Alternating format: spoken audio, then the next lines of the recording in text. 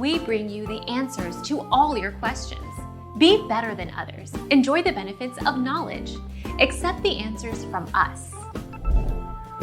Open up your Xbox dashboard and go into the Settings menu.